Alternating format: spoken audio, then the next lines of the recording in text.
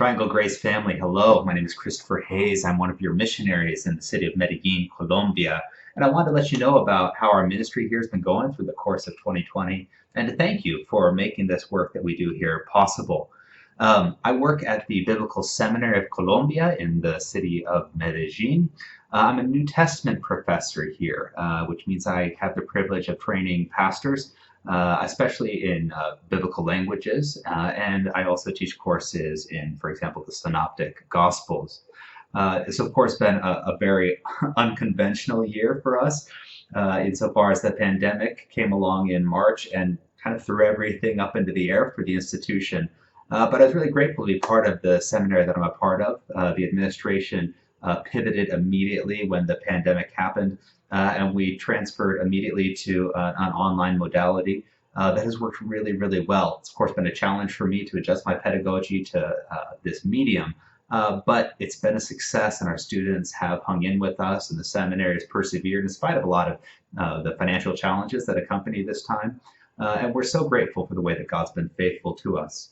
I've had the privilege over the course of the last month of piloting a blended or a hybrid modality, which means that I get to be in the classroom with our students who still live here on campus and yet transmit live to our remote students at the same time.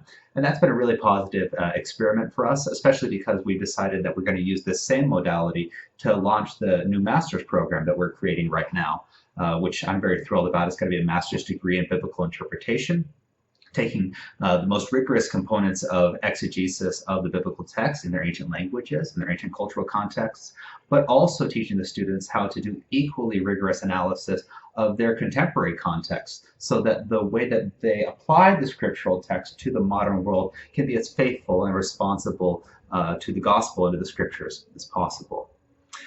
In addition to being a professor of New Testament here, I also direct a project that's called Faith and Displacement, which attempts to study the human crisis of forced displacement in Colombia, and then to equip the evangelical churches here in Colombia to mobilize their members of their churches as part of their mission to the most vulnerable in this nation, and help the displaced people of Colombia recover holistically, both spiritually and economically and emotionally and socially.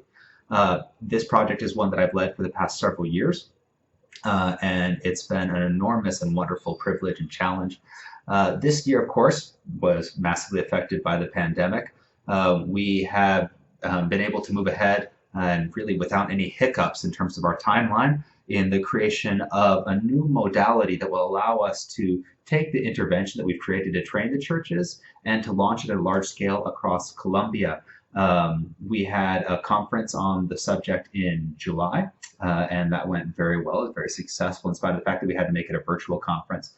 And then in December of this year, we will begin to launch our leadership training courses around the country of Colombia, and we'll be doing that not virtually, but in person, of course, taking into account all measures of biosecurity in order to make sure that we are good stewards of the health of the people that are going to be participating with us.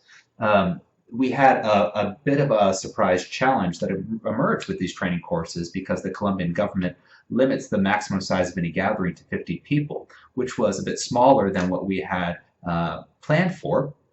But this actually ended up being a challenge that opened a door for us and it stimulated us to expand the reach of our program even further than we had originally expected.